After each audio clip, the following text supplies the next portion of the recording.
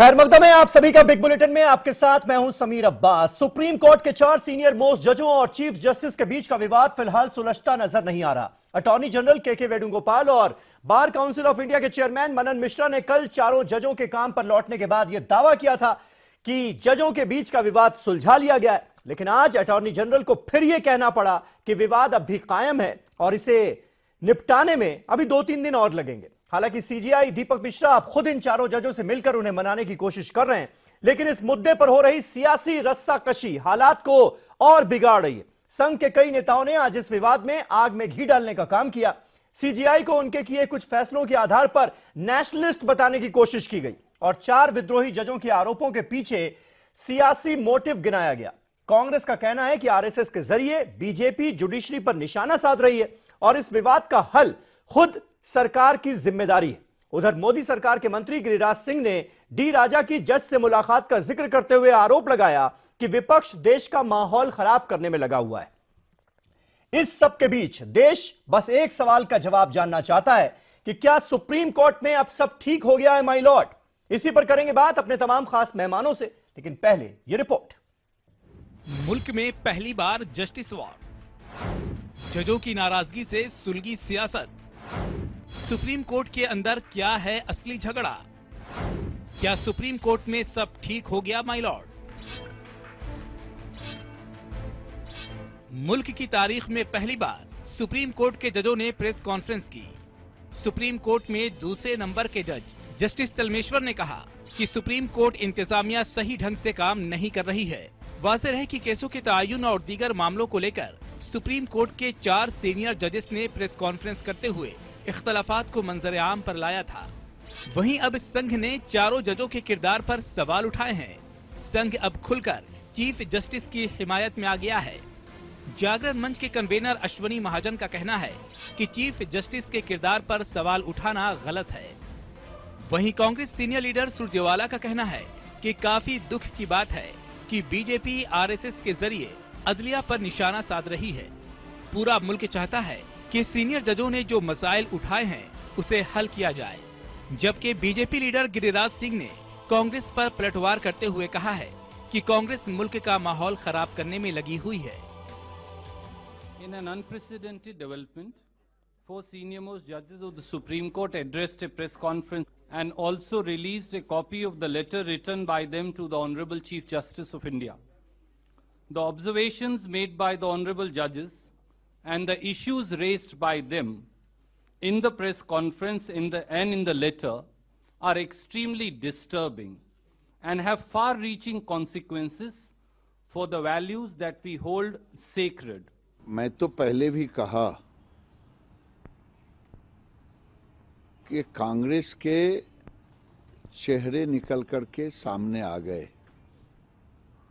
खास करके जस्टिस लोया के पुत्र ने कांग्रेस के सारे चेहरे को बेनकाब कर दिया या विपक्ष के चेहरे को। सरकार इसमें कहीं किसी भी भूमिका में नहीं है। सरकार की जो अपनी भूमिका है वो भूमिका में है, लेकिन ये लोग माहौल को खराब करना चाहते हैं, कांग्रेस और विपक्ष। वहीं पीर को सीजेआई दीपक मिश्रा ने अदालत ओज़मा में मुल्क के 8 अहम मुकदमात सुनने के लिए आईनी बेंच तश्कील दी। सेक्शन 377 जैसे अहम मामलात पर समाअत के लिए 5 रुकनी बेंच कायम की गई। मीडिया के सामने आए चारों जजों को जिन्होंने आदलिया के काम पर नापसंदी का इजहार किया था, उनको बेंच में शामिल नहीं किया गया, जो साफ जाहिर करता है कि जजों के दरमियान अंदरूनी खलिश अभी बाकी है। Bureau report, ETV news. तो क्या सुप्रीम कोर्ट में अब सब ठीक हो गया है माय लॉर्ड? देश इस सवाल का जवाब जानना चाहता है। हमारे साथ तमाम खास मेहमानों का पैनल जुड़ चुका है। हमारे साथ जफर इस्लाम साहब मौजूद है, नेशनल स्पोक्स पर्सन है भारतीय जनता पार्टी के।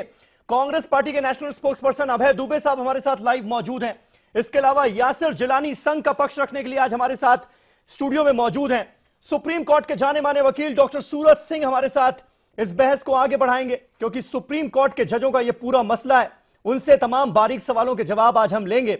साथ ही साथ मुफ्ती मंजूर जियाई साहब हमारे साथ मौजूद हैं, मुंबई से वो लाइव हैं, और सीपीआई के सीनियर लीडर अमीर हैदर जैदी साहब हमारे साथ जुड़ रहे हैं, इस बातचीत का हिस्सा हैं। जफर इस्लाम साहब, पहला सवाल मैं आपसे जानना चाहूंगा, क्योंकि कहा यह जा रहा है कि भाई ये दरअसल सरकार की जिम्मेदारी है कि इस विवाद को सुलझाया जाए, लेकिन सरकार के मंत्री जो हैं वो खुद गैर जिम्मेदाराना बयान दे रहे हैं, वो सीधे सीधे विपक्ष को जिम्मेदार ठहरा रहे हैं इस पूरी क्योटिक सिचुएशन के लिए। क्या आप मानते हैं कि जिम्मेदारी दरअसल आपकी है? देखिए समीर अब्बास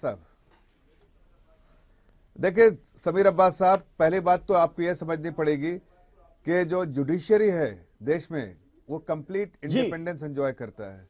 हमारे सुप्रीम कोर्ट की क्रेडिबिलिटी जो है पूरी दुनिया उसको लोहा मानती है, उसको मानती है कि जो उसकी एस्टैब्लिश क्रेडिबिलिटी जो है उसमें कोई जो उसके दामन पे दाग नहीं लगा सकता है।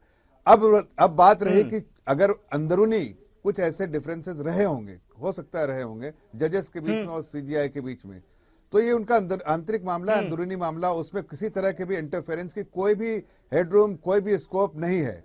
अगर कोई ऐसे पॉलिटिकल पार्टी, जो कि जजेस ने भी खुद से कहा है कि ये हमारे डिफरेंसेस है, हमें अपने आप इसको रिजॉल्व कर लेंगे, इसमें किसी बदाखलत की और किसी बाहर से किसी कोई पॉलिटिकल इंटरफेरेंस की जरूरत नहीं है, ना तो सरकार की और ना तो सरकार की और ना ही वो किसी ऑपोजिशन की।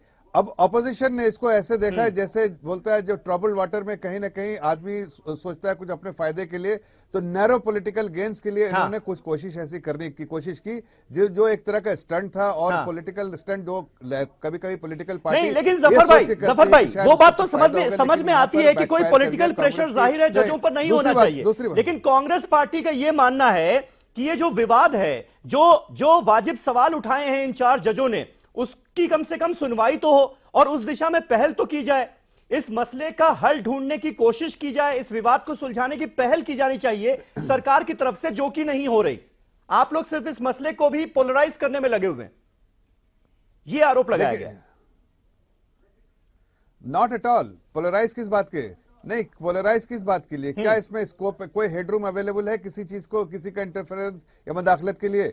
बिल्कुल नहीं। हकीकत तो यह है कि अगर इसको कांग्रेस जिस तरह से चीफ जस्टिस के सामने जो बातें जो भी रखी प्रेस के सामने, वो एक दुर्भाग्यपूर्ण बात थी, लेकिन अगर उन्होंने रखा भी था ये चीफ जस्टिस को एड्रेस किया था, ना कि कांग्रेस पार्टी को, तो इसमें रिएक्शन जो है चीफ जस्टिस का होना चाहिए था, और जो चीफ जस्टिस अपने लेवल पे कर रहे हैं, और वो इस बात का रेजोल्यूशन जो होना चाहिए वो हो गया है और हो जाएगा। लेकिन इसमें किसी भी पॉलिटिकल पार्टी को ना तो कोई टिप्पणी, ना तो कोई इस तरह का पॉलिटिकल स्टंट करना चाहिए था, इसलिए कि ये जुडिशरी के बारे में, खासकर जुडिशरी के बारे में हम लोग कहते हैं। लेकिन जफर इस्लाम साहब, ये जो आप सलाह दे रहे हैं कांग्रेस पार्टी को, इस सलाह पर संघ अमल करने को तैयार नहीं नजर आता। राष्ट्रीय स्वयंसेवक संघ इस सलाह पर अमल नहीं कर रहा, संघ के नेता तो बयानबाजी कर रहे हैं जमकर।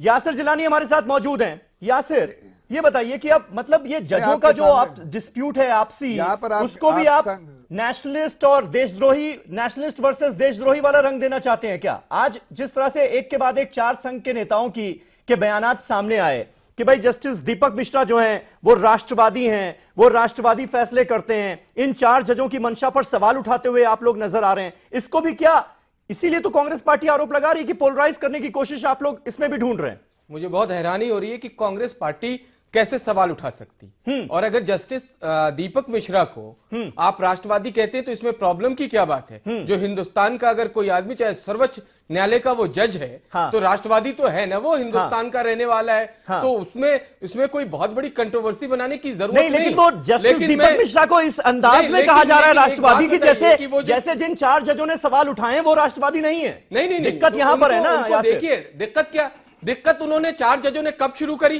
जब वो मीडिया के सामने आए। आप बताइए कि उनको क्या मीडिया में आने की जरूरत थी? और कांग्रेस पार्टी कैसे सवाल उठा सकती है? कांग्रेस के युवराज जो सुकन्या रेप कांड है, राहुल गांधी उसमें, उनके भी तो केसेस कोर्ट के अंदर ही, उस पर क्या जवाब देंगे ये? तो ये इस तरह की बात कांग्रेस पार्टी ना करे। हाँ, रही बात वो 4 जज की, तो ये मैटर बिल्कुल जुडिशरी का है आपस में। अभी कल भी वेणुगोपाल साहब का एक आया था स्टेटमेंट कि सारी बात ठीक हो गई है, लेकिन आज सडनली जो उनका स्टेटमेंट बाद में आया है, तो देखिए 1-2 दिन इंतजार कीजिए, क्योंकि ये कहीं ना कहीं इसमें राजनीति करने की बहुत बड़ी जरूरत नहीं।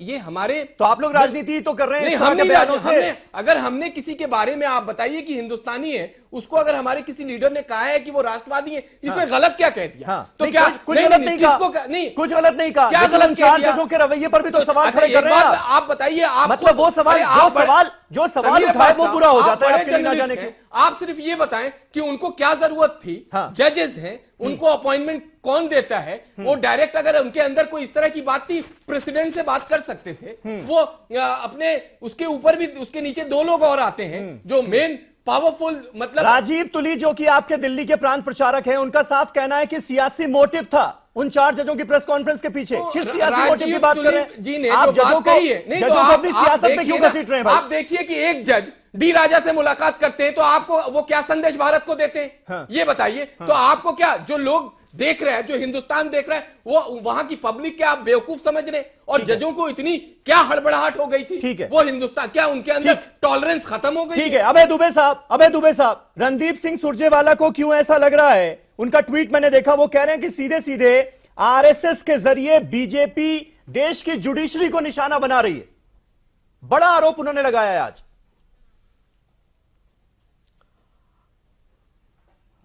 देखिए, राष्ट्रीय स्वयंसेवक संघ हो या भारतीय जनता पार्टी के कार्यकर्ता हो, सोशल मीडिया पर जिस प्रकार का दुष्प्रचार किया जा रहा है वो कल्पना के बाहर है। मुझे बताइए, न्यायालय जब हम शब्द सुनते हैं तो सबसे पहली तस्वीर हमारे सम्मुख क्या आती है?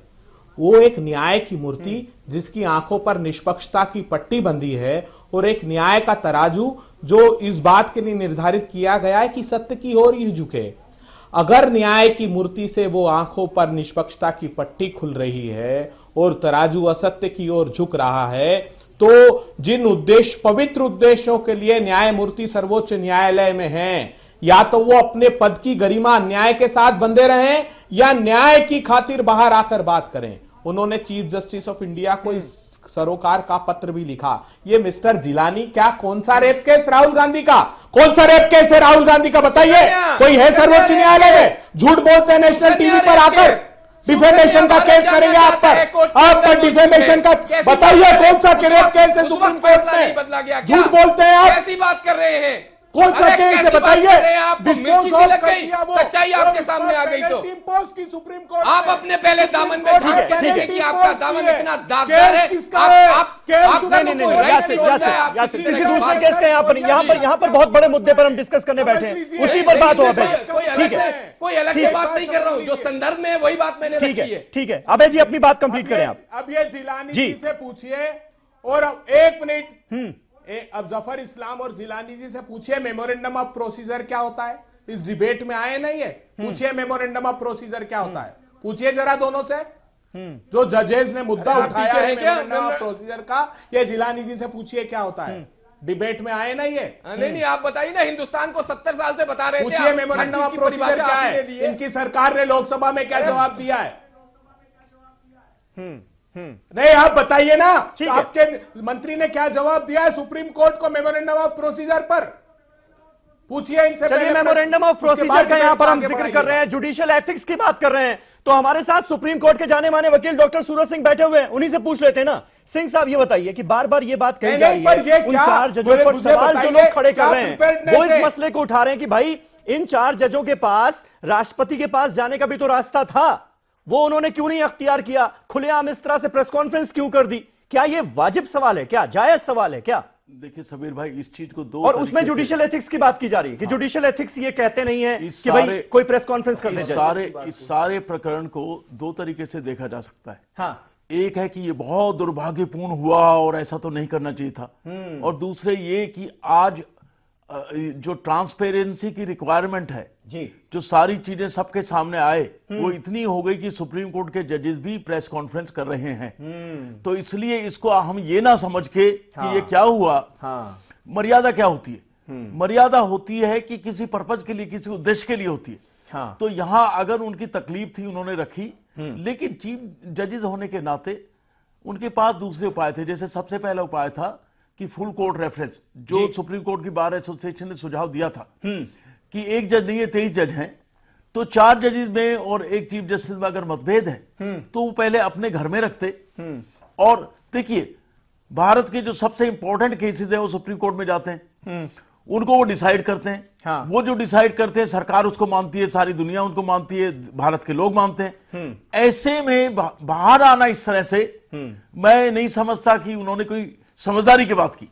लेकिन अगर आ ही गए तो मेरी शिकायत ये नहीं है कि आपने शिकायत क्यों की, मेरी शिकायत ये कि आपने शिकायत किस बात पे की, क्योंकि आप खुल के आए भी नहीं। या तो आप सीधे आरोप लगाते कि chief justice of India corrupt है, दूसरे जजेस करप्ट है और उनको ये केस दिए जा रहे हैं, वो भी नहीं कह पाए, सूसू करते रहे, सुसरी भी नहीं कह पाए। तो या तो अगर आप वस्तुतः कहते हैं कि भारत के प्रजातंत्र की रक्षा के लिए, मैं इन जजेस से ये पूछना चाहता हूं कि जब भारत में 1975 में इमरजेंसी लगी थी और तब सवाल यह था कि क्या फंडामेंटल राइट्स इमरजेंसी में इंदिरा जी के टाइम में सस्पेंड हो सकते हैं।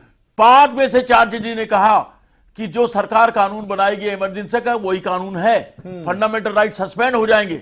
सिवाय ऑनरेबल जस्टिस एचआर खन्ना को छोड़ के किसी ने कोई बहादुरी नहीं दिखाई। जस्टिस चमलेश्वर जी कहते हैं इतिहास मुझे 20 साल बाद कैसे याद करेगा। इतिहास उन जजेस को कैसे याद कर रहा है जिन्होंने जो है 1975 में हिम्मत नहीं दिखाई। इतिहास ने जो है जब बड़े बड़े फैसले लिए गए, जैसे नोटबंदी का है, सुप्रीम कोर्ट के सामने केस आया, सुप्रीम कोर्ट तारीख पे तारीख देती रही, कैसे याद करेगा इतिहास। तो ये कहना, लेकिन जो सवाल उठाए गए हाँ, वो तो बड़े संगीन सवाल, गंभीर सवाल है ना। देखिए, उससे बड़े बड़े उनको ना उठाने से क्या होता। नहीं, उनसे देखो यहाँ ये आपस में इनकी मतलब वो सवाल उठाए गए, दुनिया के सामने आ गए, देश के सामने आ गए, तो उनकी सुनवाई होगी, इसकी तो उम्मीद की जा सकती है। ना उठाने से क्या होता। इनकी आपस में पावर की लड़ाई है कि किसको कितनी ज्यादा पावर मिले। यहाँ 2 सिद्धांत है। Number 1, chief justice is master of his roster, ये पहला सिद्धांत है। अब सुनिए जरा आप कि चीफ जस्टिस जो है मास्टर है रोस्टर का, वो अपने ढंग से डिसाइड करे, पहला प्रिंसिपल जो चीफ जस्टिस ऑफ इंडिया की तरफ से रखा जा रहा है। हाँ। दूसरा प्रिंसिपल जो भी इंपॉर्टेंट है, जो 4 जजेस उठा रहे हैं कि ये पावर जो है चीफ जस्टिस को जो कन्वेंशन हैं उसके अनुसार एक्सरसाइज करनी चाहिए, अपनी मनमानी से नहीं। ये 4 जजेस कह रहे हैं। थोड़ी देर के लिए मान लीजिए कि अगर उन्होंने एक्स जज की बजाय वाई अपॉइंट कर दिया, सुप्रीम कोर्ट के सारे जज बराबर होते हैं। या तो आप कहो कि इन सीनियर मोस्ट जजेस को छोड़ के बाकी के जज थोरोली इनकॉम्पिटेंट है या करप्ट है। जब हम उन पर दूसरी चीजों के लिए, मर्डर केस तक पे लिए जहां मृत्यु दंड तक की सजा है, उनके केस बाकी के जजेस को दे रहे हैं, तो ये कहना कि जी इनको कैसे दे दिए, बड़ा खतरा हो गया प्रजातंत्र को, ये बेकार की बातें हैं। ये आपस में किसकी ज्यादा चलनी चाहिए, इसकी लड़ाई है, पावर की स्ट्रगल है, जो सुप्रीम कोर्ट के लिए बड़ी दुर्भाग्यपूर्ण है। क्योंकि सुप्रीम कोर्ट अपनी ताकत जनता के हित में इस्तेमाल करे, अपनी पर्सनल पावर बढ़ाने के लिए। ठीक है, अमीर हैदर जैदी साहब, क्या आप मानते हैं कि आपके नेता डी राजा जिस तरह से एक जज से मिलने गए, उसको लेकर सबसे ज्यादा पॉलिटिसाइज किया गया है ये मसला, और इसीलिए आज संघ के नेताओं को यह कहने का मौका मिल गया कि वो 4 जजों की मंशा पर सवाल उठा रहे हैं, उसे राजनीतिक मोटिव से जोड़ रहे हैं। क्या यह मौका आपकी तरफ से दिया गया है क्या, जिसकी वजह से आज ये आरोप लग रहे हैं? समीर भाई, 4 विद्वान जज जब जनता के बीच आए थे तो उन्होंने ये कहा था कि प्रजातंत्र खतरे में है, सुप्रीम कोर्ट को बचा लीजिए। और वो ये भी कहा था कि हम जनता की अदालत में अपना मुकदमा लेकर आए हैं। क्या डी राजा जनता से अलग है क्या? और ये आज बताते हैं कि उनकी इच्छाओं पे, नियत पे सवाल उठाने वाले आरएसएस वाले उन्हीं राष्ट्र विरोधी, राजद्रोही के 4 विद्वान जज इतने नादान थे, इतने वो थे कि कामरेड डी राजा के बहकाने में आ गए। दूसरी एक चीज ये रहे, आरएसएस के लोगों के बयान आज ये बता रहे हैं कि 4 विद्वान जजों को ही देशद्रोही की संज्ञा देने के ऊपर तुले हुए हैं और एक जज को जो राष्ट्रवादी कहने पर तुले हुए हैं। तो क्या ये जाने, अब देश ये जाने कि जैसे ईस्ट इंडिया कंपनी के अंदर एक काम होता था कि अंग्रेज अगर कोई अपराध करता था तो उसे सजा नहीं होती थी, आज वही काम बीजेपी चाहती है। बीजेपी चाहती है कि बीजेपी का कार्यकर्ता या नेता कोई अपराध करे तो उसे सजा नहीं होनी चाहिए, वो संविधान से ऊपर की बात करता है। तो संविधान के अंदर आने की ये बात ही नहीं कर रहे हैं, ये संविधान पे प्रश्न उठा रहे हैं, न्याय व्यवस्था पे प्रश्न उठा रहे हैं। राजनीति का सवाल नहीं, सवाल ये उठाया है 4 विद्वान जज ने कि देश की स्वतंत्र न्याय व्यवस्था को खतरा है, स्वतंत्र न्याय व्यवस्था को बचाना है। जब जीएसटी का मुद्दा जाता है कोर्ट के अंदर तो उसे डेट पे डेट दी जाती है, नोटबंदी का जाता है, लेकिन सरदार के ऊपर चुटकुलों का कोई मुद्दा चला जाता है तो उसे सुप्रीम कोर्ट सुनता है।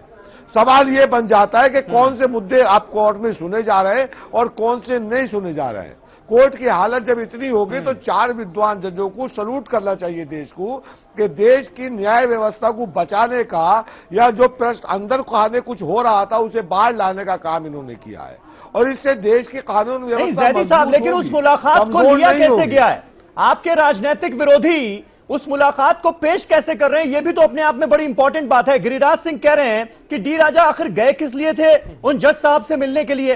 दरअसल इसके पीछे मंशा यह है कि कांग्रेस पार्टी और विपक्ष देश के माहौल को खराब करने की कोशिश कर रहा है, यानी साजिश का आरोप लगाया जा रहा है आपके ऊपर। इंडिया को भी एक ये समीर भाई, ये तो चीफ जस्टिस ऑफ इंडिया को भी आरएसएस का बता रहे हैं, जबकि हम ये मानने को तैयार नहीं है। अभी यासर जिलानी कह रहे हैं कि हाँ वो राष्ट्रवादी हैं, तो क्या माना जाए कि एक राष्ट्रवादी है, एक राष्ट्रद्रोही है? की बात करते देखिए चीनी घुसपैठिए राष्ट्रवादी चीन से आप गाइडेड होके बैठते हैं मुझे मालूम है, लेकिन आप इस तरह की बात ना करें। आप इस तरह कम से कम तर्क दिया करें, जो आपके पास जो पढ़ते हैं वो जरा सही से पढ़ के आए। मुफ्ती मंजूर साहब, मुफ्ती मंजूर साहब, मुझे डिबेट के अंदर ठीक है। मुफ्ती मंजूर साहब, राष्ट्रवादी आप राष्ट्रवादी इसलिए नहीं है क्योंकि आप चीन के साथ बात पहले कर लेते हैं।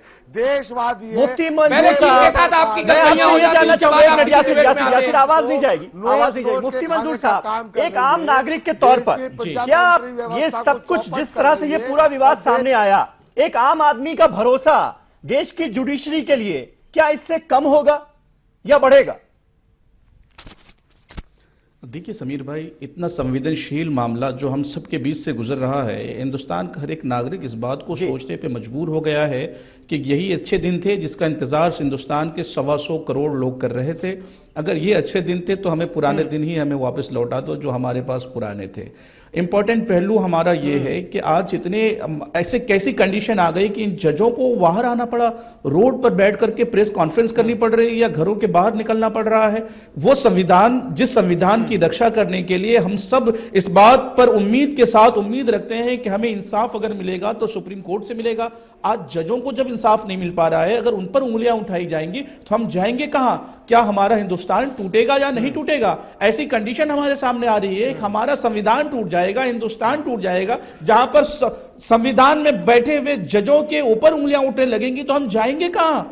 कुछ लोग इस तरीके से वावेला खड़ा करके हिंदुस्तान के प्रजा के साथ जो खेल कर रहे हैं, इस खेल को कम से कम रोकना पड़ेगा। और जो हमारा विश्वास कोर्ट पर है, हमारा विश्वास जो जजों पर है और खसूसन हमारा जो सुप्रीम है कोर्ट, उस सुप्रीम कोर्ट पर जो हमारा भरोसा लगा हुआ है, कम से कम उसे तजल्जल में ना डालें, उसके साथ खिलवाड़ ना होने दें। आम जनता ये सोचती है कि हम अपने मुल्क के प्राइम मिनिस्टर से उम्मीद रखेंगे, लेकिन उससे ज्यादा ये सोचती है कि अपने मुल्क के संविधान के साथ साथ कोर्ट से अच्छी उम्मीद रखेंगे। अगर वो उम्मीद अगर टूट जाएगी तो इंसान जाएगा कहां, किसके साथ उम्मीद रखेगा? इंपॉर्टेंट पहलू ये है। और उसके ऊपर में देशद्रोही के मामला चलाना, उनके ऊपर में उंगलियां उठाना, ऐसे विद्यमान जजों के ऊपर में उंगलियां उठाई जा रही है जिसके बारे में हमारे जैसा नागरिक तो सोच भी नहीं सकता है।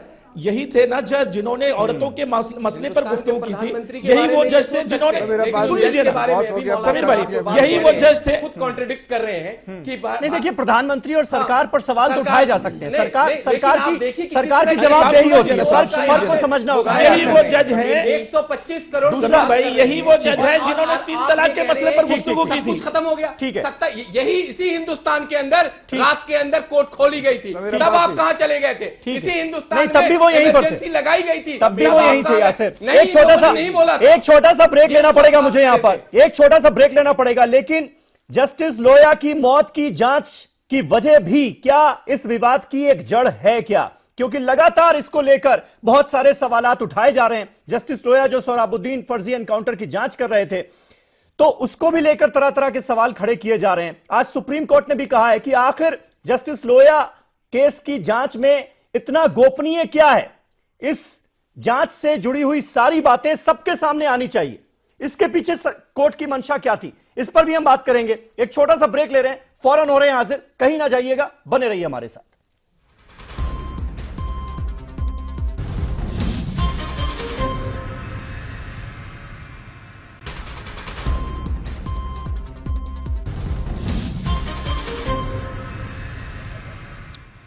तो क्या सुप्रीम कोर्ट में अब सब कुछ ठीक हो गया है माय लॉर्ड? यह है आज का सवाल और देश इस सवाल का जवाब जानना चाहता है। हमारे साथ तमाम खास मेहमान मौजूद हैं।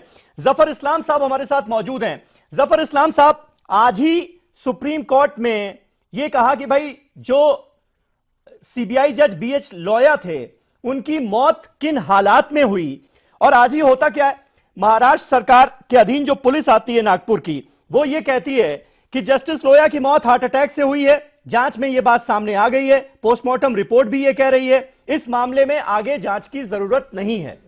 आपको लगता है जब इस तरह की बातें होती हैं तो शक बढ़ता है और विपक्ष को भी आपसे सवाल पूछने का मौका मिलता है?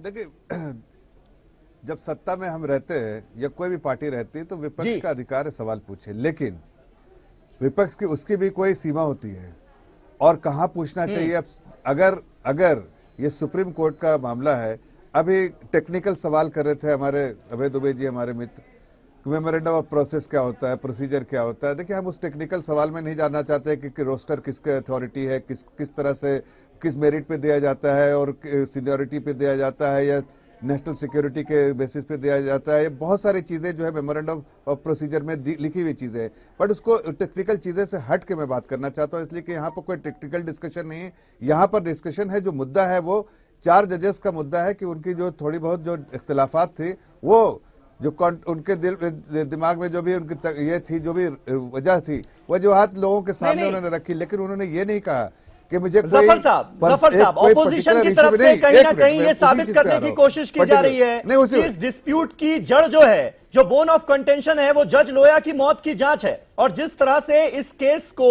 एक खास बेंच को दिया गया ताकि उसे प्रभावित किया जा सके, ये आरोप लगाया जा रहा है। तो वो आप मानते हैं या नहीं मानते हैं? क्योंकि इस केस में सीधे आरोप आपके आला नेतृत्व पर है। बिल्कुल नहीं, मैं उसी बात पर मैं उस पे आ रहा हूं, सीधे बात उसी पे आ रहा हूं। देखिए, वो डिस्क्रेशन है सुप्रीम कोर्ट के चीफ जस्टिस का ऑफ इंडिया का डिस्क्रेशन है कि किसको वो केस दिया जाए, वो रोस्टर किस तरह से किसको दिया जाए, वो उनका डिस्क्रेशन है। उस पर मैं उसके बारे में कोई टिप्पणी नहीं करूंगा, फंक्शनिंग ऑफ सुप्रीम कोर्ट के बारे में और चीफ जस्टिस के बारे में, बिकॉज वो हमारा कोई भी पॉलिटिकल पार्टी के रिस्पॉन्सिबल स्पोक्स पर्सन के होने के नाते मैं उस पर टिप्पणी नहीं करूंगा। लेकिन मैं इतना जरूर कहूंगा कि जस्टिस लोया के केस के बारे में जहां तक सवाल है और जो उंगलियां उठा रहे हैं, भाई वो चीजें पहले भी स्टेटमेंट आया था उनके बच्चे का, फैमिली मेंबर का, कि उनको कोई किसी तरह के सस्पिशन की जरा से भी इसमें गुंजाइश नहीं है और उनको कोई भी सस्पिशन नहीं है। उसके बावजूद इतना ज्यादा प्रेशराइज किया इन लोगों ने, लॉबी ने बना के, कि वो बच्चे को बाहर आना पड़ा, जो कि पहली बार प्रेस कॉन्फ्रेंस कर रहा था। उसकी बातों से लग रहा था किस प्रेशर में प्रेस कॉन्फ्रेंस कर रहा है, मजबूरी में, कि इसलिए कि लोगों ने हैरास करके रखा था। इसलिए उसने आगे कहा कि मुझे कोई भी, हमारे फैमिली को इस बार कोई खदशा नहीं है, किसी तरह का नहीं, हमें जानते हैं कि तो आप क्या करें, कौन लोग हैरास कर रहे थे? अगर किसी को उसके बावजूद भी कोई, अगर जस्टिस लोया के बेटे को कौन लोग परेशान कर रहे हैं, कौन लोग दबाव डाल रहे हैं? जो आपके देखे आप, अरे भाई ये नहीं, ये लॉबी किसकी है? कांग्रेस, आपके जो ये CPIM लेफ्ट, यही तो लॉबी है। ये लॉबी काम कर रही थी, लेकिन वो फेल हो गई। इस तरह के जो गलत स्टंट करते हैं अपने आप ही एक्सपोज होते हैं। कांग्रेस आज, कांग्रेस और लेफ्ट दोनों एक्सपोज खड़ी है। डी राजा बात कर रहे हैं, क्यों बात कर रहे हैं भाई? क्या जरूरत है उनकी? अभी अगर प्रेस कॉन्फ्रेंस किया है तो जाहिर है आप कह रहे, आप लोग ये साबित करने की कोशिश कर रहे थे लगातार कि जस्टिस लोया के बेटे ने जिसने प्रेस कॉन्फ्रेंस की उस पर जबरदस्त दबाव है। अब जफर इस्लाम साहब कह रहे हैं कि ये दबाव जो है वो ओपोजिशन का है।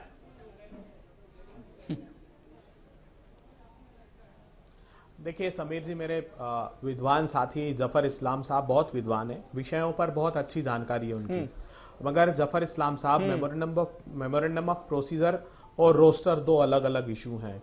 हमारे बहुत विद्वान साथी जो सुप्रीम कोर्ट के, मुझे मालूम है मेरे भाई, उन्होंने अपना पक्ष रखा।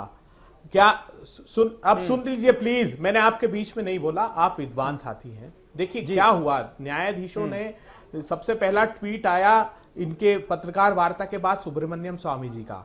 उन्होंने कहा कि इनके इतने हाई क्रेडेंशियल्स हैं, इतने उच्च ईमानदारी का प्रतिनिधित्व ये चारों जज साहब करते हैं कि इनकी निष्पक्षता, इनकी ईमानदारी पर कोई प्रश्न इनके क्रेडेंशियल्स पर नहीं खड़ा किया जा सकता। उन्होंने दो पक्ष रखे। उन्होंने कहा कि जो मान्य परंपराएं हैं बरसों की, उसको अलग रख करके उन्होंने पहले अपने चीफ जस्टिस को एक पत्र दिया, उसमें एक प्रश्न खड़ा किया रोस्टर वाला। दूसरी बात उन्होंने कही मेमोरेंडम ऑफ प्रोसीजर की कि उच्च न्यायालय, हाई कोर्ट्स में बहुत सारी वैकेंसीज है, 11 हाई कोर्ट सबको पता है, वो प्रेस कॉन्फ्रेंस मैंने सुनी, सबने सुनी। तो उन्होंने कहा आप तो ये बताइए ना कि आप एक तो बात है कि आप आरोप भी खुलकर नहीं लगा पाते, अपॉइंटमेंट और आप कहना क्या चाह रहे हैं? आप क्या ये मान रहे हैं कि दरअसल जजों का जो झगड़ा नजर आया देश के सामने, उसके पीछे जड़ जो है वो जज लोया के मौत के केस की जांच है और उनका केस एक खास बेंच को ट्रांसफर करना है? मानते हैं आप ये? मैं उस पर मुझे 20 सेकंड दे दीजिए, सिर्फ 20 सेकंड। तो एक पक्ष तो चारों न्यायाधीश की पत्रकार वार्ता का था, जो बिल्कुल सही है, क्योंकि मेमोरेंडम ऑफ प्रोसीजर केंद्र सरकार अप्रूव नहीं कर रहा है, ये जवाब दिया इनके मंत्री ने। एक जज लोहिया को लेकर सबसे पहला खुलासा किसने किया? उनकी सिस्टर ने पत्रकार को बुलाकर, वो वीडियो अपलोडेड है, उन्होंने कहा कि वो खुद भी डॉक्टर हैं। पोस्टमार्टम की जब रिपोर्ट उन्होंने देखी, उनको सुबह 5 बजे मिस्टर बर्डे का फोन आया। पोस्टमार्टम में लिखा हुआ है कि 6:15 पर मृत्यु हुई। उन्होंने कहा हमको 5 बजे सूचित कर दिया गया कि उनकी मृत्यु हो चुकी है। 12:30 बजे हार्ट अटैक आया। पोस्टमार्टम में लिखा है कि पुलिस ने अपनी कॉपी में लिखा है कि 4 बजे हार्ट अटैक आया। उन्होंने कहा कि उनके कपड़ों पर, शरीर पर खून के निशान थे। पोस्टमार्टम में इस स्पेसिफिक कॉलम में ड्राई लिखा है। सुन लीजिए, उनका फोन, उनका जो फोन है समीर अब्बास जी, वो एक बाहेती जी ने, सुनिए, जब्ती पंचनामा, एक मिनट, जब्ती पंचनामा बनता है जब सामान घर के लोगों को दिया जाता है पुलिस द्वारा। एक ईश्वर बाहेती नाम का आदमी 4 दिन बाद उनके घर पर फोन देकर गया जज साहब का, जिसके सारे रिकॉर्ड गायब थे। तो ये जो सारे संदेह, मेरिट ऑफ द केस जब सुप्रीम कोर्ट में आएगा, इसीलिए तो न्यायालय कह रहा है कि कैरेक्टर असैसिनेशन नहीं करना चाहते। राहुल गांधी ने भी प्रेस कॉन्फ्रेंस करके आग में घी डालने का काम किया भारत के लोगों के सामने, तो आप ये सारे क्लियर कर दीजिए, आप कहना क्या चाहते हैं? घी नहीं है, एक सीबीआई जज की मौत का मामला है, आपकी गाड़ी में टीका है, तब आप रोष व्यक्त करेंगे। आप कहिए ना कि निष्पक्ष जांच हो जाए, क्या दिक्कत है आपको? तो सस्पिशन तो है, खुद आगे होकर, लेकिन आपका जब आप पर कोई चार्ज नहीं है तो आप कहिए ना कि इसकी सुप्रीम कोर्ट ट्रांसपेरेंट तरीके से इसकी जांच करे। उस कहने में क्या दिक्कत है आपको? भारतीय जनता पार्टी एग्रेसिव क्यों हो रही है? जजेस के कौन कहना चाहता है? आप अभी तो बड़ी बड़ी प्रोसीजर की बात कर रहे थे, आप क्या कहना चाह रहे हैं? आप देखिए, आप अगर संवैधानिक निष्पक्ष तरीके से होनी चाहिए, सरकार का रिस्पॉन्सिबिलिटी क्या है? कुछ भी नहीं, हमारे सरकार बातें कर रही है, सरकार जो है देश के नागरिकों ने बहुत उम्मीद से आप डिमांड करते हैं निष्पक्ष जांच होनी चाहिए, नहीं क्यों? आप बताइए, जिसके बेटे ने आके क्लियर कह दिया कि मेरे पापा की जो मौत है वो बिल्कुल जो एक बेटा का तरीका होता है, उन्होंने हमने नहीं कहा, यासीर भाई उनके परिवार ने ये बात कही, या बहन पहले आते हैं, उनके परिवार ने ये बात कही। अब तो मामला सुप्रीम कोर्ट में है। उसी प्रेस कॉन्फ्रेंस के यासिर उसी प्रेस कॉन्फ्रेंस के फौरन बाद उस लड़के के अंकल का बयान भी तो सामने आया, श्रीनिवास लोया का। उन्होंने कहा कि जबरदस्त दबाव है उस लड़के पर, इसलिए उसने ये प्रेस कॉन्फ्रेंस की है। इसका क्या मतलब है? फिर सस्पिशन पैदा हो गया ना, संदेह तो फिर पैदा हो गया ना। पूरा हिंदुस्तान जानता है किन लोगों ने दबाव बनाया है। कांग्रेस पार्टी और उसके तथाकथित जो रीजनल दल काम कर रहे हैं, उन लोगों ने दबाव बना के हिंदुस्तान में कांग्रेस पार्टी क्या दबाव बनाएगी? अरे आप क्यों इतना, ठीक है जैदी साहब, आपको क्या चिंता है ये बताइए, आपको क्या चिंता है? अगर जांच हो तो और लेफ्ट पार्टियां मिलकर दबाव डाल रही हैं जज लोया की फैमिली पर, जिसके चलते प्रेस कॉन्फ्रेंस करनी पड़ी। जज लोया के बेटे को यह बताना पड़ा कि भाई परेशान करना बंद करो हमें। अरे तो जेल में डाल दो, दबाव डाल रहे हैं तो भाई जांच तो हो जाने दो। जो दबाव डाल रहा है वो लोहिया परिवार कराए एफआईआर और जेल में डालो, लेकिन जांच। जैदी भाई जवाब दें। समीर भाई जी, ये केस का मामला नहीं है, जस्टिस लोहिया से जुड़ा हुआ मामला नहीं है। अगर मान लो विपक्षी पार्टियां या वामपंथी उस बच्चे पे दबाव डाल ली तो इसकी भी जांच हो जाए। इसकी भी जांच हो जानी चाहिए। अगर उस बच्चे पे नाजायज दबाव डाला है किसी ने जाके, तो उसके खिलाफ भी FIR दर्ज होनी चाहिए, उसे भी बंद होना चाहिए। तो मसला यहाँ एक केस का नहीं है। उसके भी जांच करवा जस्टिस लीजिए। लोहिया, क्या किन नेताओं के क्या कहे हैं आप? उनको बोलने दीजिए, वैसे भी आज वो दूर है। सुन लीजिए जी, सुन लीजिए। जस्टिस लोहिया का एक केस, एक अपवाद है उसमें, हाँ जरूर है, लेकिन आपको ये जानना चाहिए कि सुप्रीम कोर्ट हिंदुस्तान की न्याय व्यवस्था को गवर्न करता है, उसका संचालन करता है। और हमारे यहाँ एक कहा जाता है कि न्याय होना नहीं, न्याय होते हुए दिखना भी चाहिए। लेकिन अगर पिछले कुछ दिनों के कुछ केस में आप कोर्ट कर दूं तो वहां न्याय होता नहीं, दिख भी नहीं रहा, हो भी नहीं रहा, दिख भी नहीं रहा। तो ये सुप्रीम कोर्ट की जिम्मेदारी है। उन 4 विद्वान जजों को सलाम करना चाहिए, सलूट करना चाहिए कि उसकी खामियों को उजागर उन्होंने किया है और वो उसकी संस्था को मजबूत करना चाहते हैं।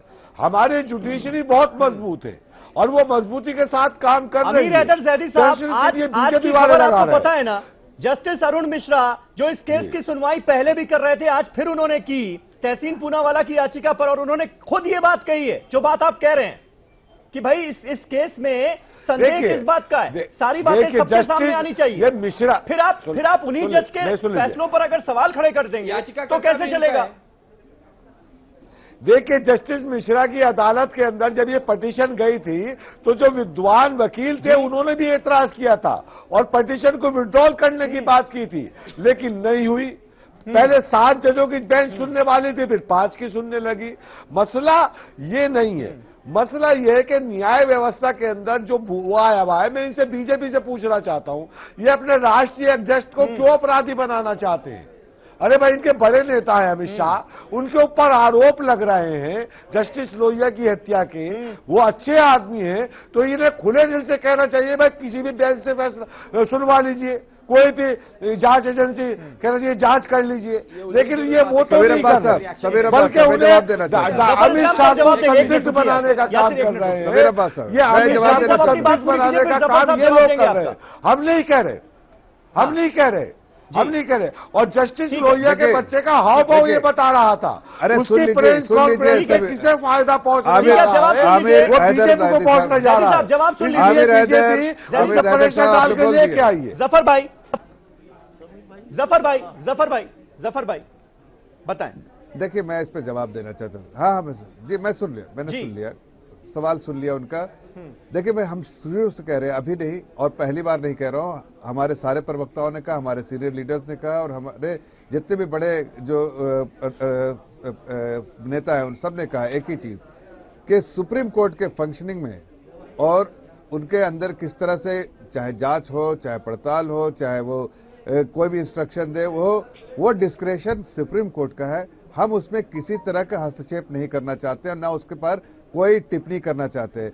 ये सुप्रीम कोर्ट का इंटरनल मामला है, सुप्रीम को करने दीजिए। आप क्यों इंटरफेयर कर रहे हैं कि उनको ऐसा होना चाहिए? हमने तो ये सवाल उठा रहे हैं। नहीं, हम तो कह रहे हैं कि अध्यक्ष पर है, तो आप ये निष्पक्ष, आपको लगता है कि सुप्रीम कोर्ट, नहीं, एक मिनट, नहीं, मैं, अरे भाई वो तो और समीर भाई, दूध का पानी तो पहले उसी वक्त हो गया जब उनका बच्चा आके कह दिया, और उससे पहले भी कहा,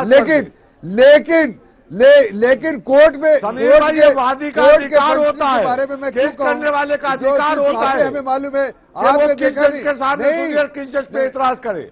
अगर पिटीशन करने वाले ने एतराज किया है, ये सवाल, ये हमारे दिमाग में कोई सवाल नहीं है, हमारे दिमाग में तो बिल्कुल इन लोगों ने किस तरह से गलत तरीके से कांग्रेस ने फंसाने का काम किया आपको मालूम नहीं है। फिर भी वो बाइज्जत बरी हुए सारे केसेस में, जिस तरह से कांग्रेस ने उनको फंसाया, किस तरह से उन्होंने मनगढ़ंत कहानी बनाई कांग्रेस ने, किस तरह से उनको फंसाया गया, ये तो दुनिया जानती है। और क्या बात कर रहे हो, सारे बरी हो जाता है, प्रज्ञा बरी हो जाती है, क्या बात कर रहे, कर्नल ये सारे केसेस से कोर्ट ने बरी किया। आपने तो पूरी कोशिश की थी उनको फंसाने की, हर तरह की कोशिश की थी, लेकिन कोर्ट ने उनको बरी किया।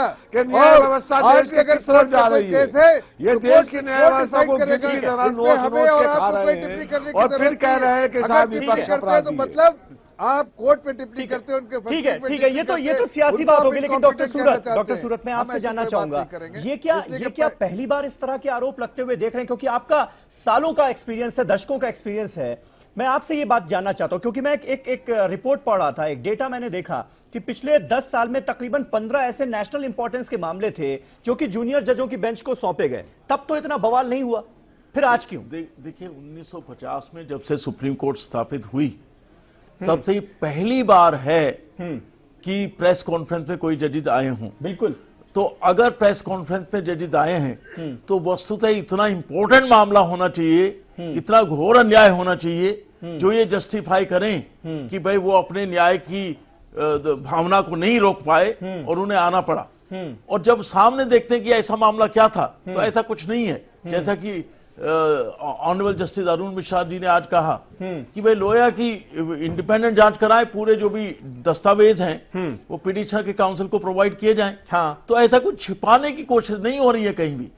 जो हम बार बार कह रहे थे कि भाई ये ठीक है, नॉर्मल रूल क्या है कि chief justice of India senior most जजेस को पहले प्रेफर करे, बाद में दूसरों को दे। लेकिन सुप्रीम कोर्ट के जजेस में इतनी कोई सीनियरिटी की बात होती नहीं, सब बराबर हैं। तो ये इतना बड़ा मामला नहीं था कि भाई अगर चमलेश्वर जी नंबर 2 पे हैं हाँ। और अरुण मिश्रा जी नंबर 10 पे हैं, उनको अगर कोई केस दे दिया क्योंकि सारे योग्य व्यक्ति हैं। देखिए सबसे पहले मैं सुप्रीम जब कोर्ट मंशा पर आप सवाल खड़े करने लगते हैं तो फिर दिक्कत हो जाती है ना? मैं सुप्रीम कोर्ट के किसी भी जज की समीर जी, इंटेग्रिटी और इंटेलिजेंस कतई भी डाउट नहीं करता हूं।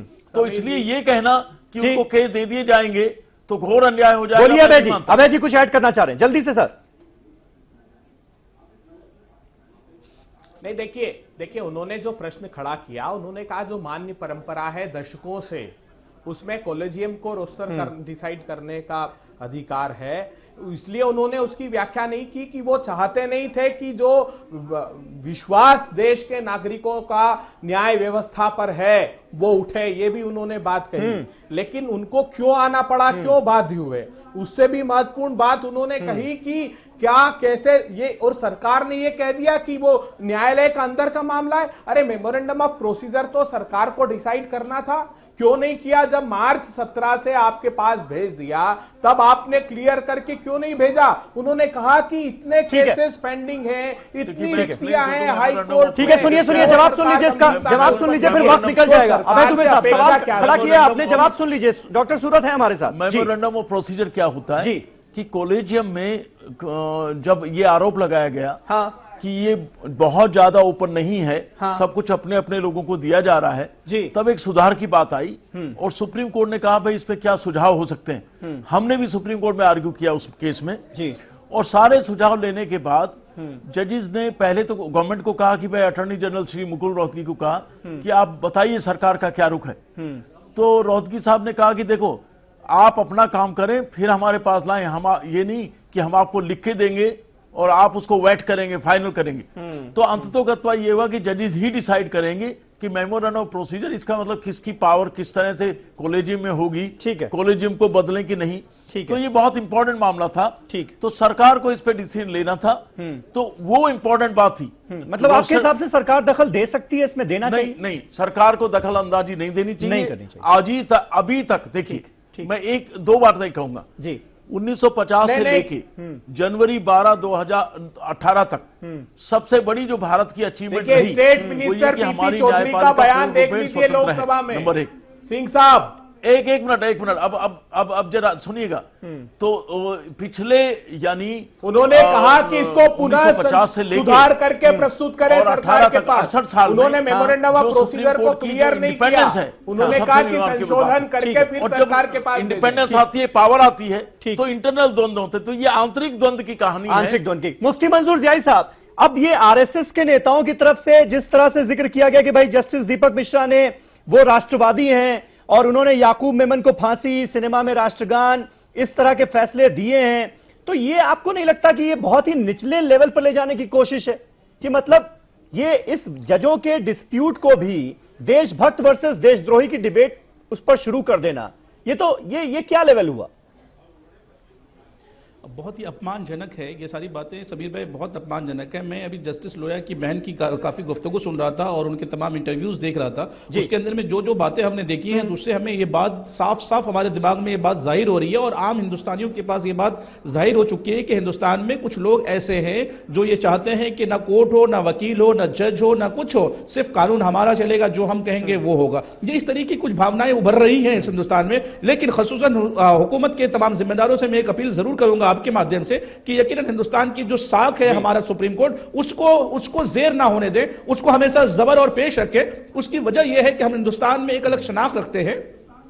हमारा कोर्ट जो है, हमारा सुप्रीम कोर्ट जो है, पूरी दुनिया में एक अलग शनाख्त रखता है, उसकी साख गिरती हुई दिखाई दे रही है। तो हम यकीनन हम तमाम लोगों से यह आरजू और तमन्नाओं के साथ अपील करेंगे कि हमारे जुडिशनरी के साख को गिरने न दें। समीर जी को बचाए हुए हैं, हमारे जुडिशनरी की साख को गिरने न दें और जुडिशरी बचाए हुए। जी समीर जी मुफ्ती साहब, हम अपने जुडिशनरी की साख को गिरने न दें। बहुत अपेक्षा रखते हैं सर्वोच्च न्यायालय से।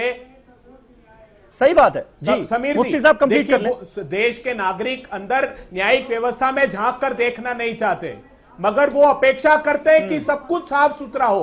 तो एक माइलस्टोन रखा है चारों जजेस ने कि आगे जाकर न्याय की उम्मीद और इससे बढ़ती है। इसको तो सारे राजनीतिक दलों को हम ऋणी हैं इन चारों जजेस के कि कम से कम अंदर ऐसे लोग मौजूद हैं जो अन्याय नहीं होने देंगे। ठीक नहीं तो इस प्रक्रिया में देश के नागरिक अभय जी, मुफ्ती मंजूर साहब कंप्लीट करें आप। अभय जी सुन ली मैंने जी, मुफ्ती मंजूर साहब कंप्लीट करें, फिर मैं जफर भाई के पास जाना है मुझे। अभय साहब सुन लें। समीर भाई, बहुत इंपॉर्टेंट पहलू यह है कि जब हिंदुस्तान की साख, सुप्रीम कोर्ट की साख अगर गिरेगी तो यकीनन हम हिंदुस्तानियों की साख गिरेगी। और इंपॉर्टेंट पहलू यह है कि जस्टिस लोया को इंसाफ जरूर मिलना चाहिए, क्योंकि वो एक ऐसी आवाज थी जिस आवाज को दबाने की कहीं ना कहीं कोशिश की गई है। और तमाम इंटरव्यूज, तमाम शवाहिदात जो सामने दिख रहे हैं और हम सब के सामने जो बातें आ रही हैं, वो बहुत ही सम्मानजनक तो नहीं कह सकते, लेकिन यकीनन दिल में कहीं ना कहीं चोट पहुंचने वाली है कि यकीनन कुछ तो अंदर है जिसकी पर्दादारी हो रही है। हर एक बात ये पुकार रही है कि कुछ तो है जिसकी पर्दादारी है। तो वो कौन सी पर्दादारी है, वो भी ओपन हो जाना बहुत जरूरी है हिंदुस्तान के सामने और हिंदुस्तानियों के सामने। समीर भाई बिल्कुल बिल्कुल। जफर इस्लाम साहब, मुझे लगता है आपको आखिर में इसका जवाब देना चाहिए। जितने भी शक शुबा हो रहे हैं, जितने भी सवाल खड़े हो रहे हैं, जो ये आरोप लग रहे हैं कि भाई कहीं ना कहीं सरकार का दबाव है जुडिशरी पर, आपको लगता है इससे एक आम आदमी जो है उसका जुडिशरी पर से भरोसा दिखता है? वो भरोसा जगाना सरकार की इस वक्त जिम्मेदारी है, आपकी पार्टी की जिम्मेदारी है?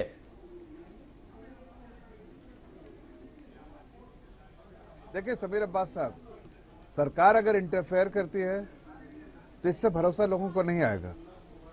सरकार अगर नहीं इंटरफेयर करती है तो उससे भरोसा लोगों को आएगा, इसलिए कि जुडिशरी का इंडिपेंडेंट होना और उनको कंप्लीट फ्रीडम होना जरूरी है किसी भी मुल्क में। और वही कंप्लीट इंडिपेंडेंस जो है वो जुडिशरी एंजॉय करती है और उसमें मुझे नहीं लगता है किसी तरह से भी सरकार को मदाखलत करना चाहिए। सरकार उनके पास कॉम्पिटेंट जजेस हैं। नहीं सर, अरे प्रजातंत्र में सरकार चुनी क्यों है जफर भाई? पिछले 20 साल का रिकॉर्ड वो चारों स्तंभ का संतुलन बनाने का दायित्व अरे भाई सरकार ये वांछनीय है। अरे भाई सरकार को गवर्नर है क्यों, फिर एडमिनिस्ट्रेशन देना, सरकार को लोगों ने रिस्पॉन्सिबिलिटी सरकार को चुना क्यों है? ये चुनी हुई सरकार का दायित्व है। वो आपको रास्ता दिखाना चाहता है, चाहे वो कलमकार हो, साहित्यकार हो, इतिहासकार हो, शिक्षाविद हो, कानूनविद हो, सबको राष्ट्रद्रोही बता देते आप। जफर भाई, अभय जी ये कह रहे हैं कि इन 4 जजों ने रास्ता दिखाया है। जो रास्ता दिखाना चाहता है उस सही रास्ते पर सरकार चले। समीर भाई मैं कुछ बोलूं? ये कांग्रेस को रास्ता दिखाया क्या? कांग्रेस को कुछ रास्ता दिख रहा है इसमें से? आरोप प्रत्यारोप से नहीं काम चलेगा। सरकार को आरोप और प्रत्यारोप से काम नहीं चलेगा, बल्कि जो बोलते हैं ट्रबल वाटर में फिशिंग करना, वो आपको शायद रास्ता उसका दिख रहा है। आप अगर देश के साहित्यकार, कलमकार, इतिहासकार, शिक्षाविद, छात्र, न्यायाधीश जो सरकार को कहे ठीक है रास्ते पर चलो, ठीक है। अभय दुबे जी भी सुन लेते हैं, बहुत कम वक्त बचा है।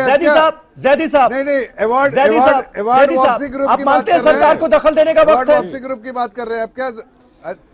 बस भाई अगर आरएसएस वालों की बात सच मान ली जाए, अगर आरएसएस वालों की बात सच मान ली जाए और मुख्य न्यायाधीश के बारे में जो ये महिमा वर्णन कर रहे हैं कि ये इस केस का फैसला दिया, इस केस का फैसला दिया, इसलिए वो राष्ट्रवादी है, तो मेरा मानना है कि मुख्य न्यायाधीश के ऊपर महाभियोग तुरंत चलना चाहिए या उन्हें अपने पद से त्याग पत्र देना चाहिए, वरना देश की जुडिशरी जिसके ऊपर पूरा देश विश्वास करता है, देश का विश्वास हिल जाएगा। ऐसा कुछ नहीं, मतलब ये क्या, ये लॉजिक क्या हुआ जैदी भाई? आखिर में आपने ये क्या बात कह दी? ये लॉजिक मतलब आरएसएस ने राष्ट्रवादी कहा इसलिए वो इस्तीफा दे दें, ये तो कोई लॉजिक नहीं हुआ। बात कर नहीं, इसलिए कि साहब उन्होंने फला केस के अंदर ये न्याय दिया, फला केस के अंदर ये दिया, फला को फांसी दी, ये इस तरह के जो आरएसएस वाले बयान दे रहे हैं, अगर मुख्य न्यायाधीश का यही नजरिया है जैसे ये महिमा मंडित कर रहे हैं आरएसएस वाले, तो ऐसे न्यायाधीश को,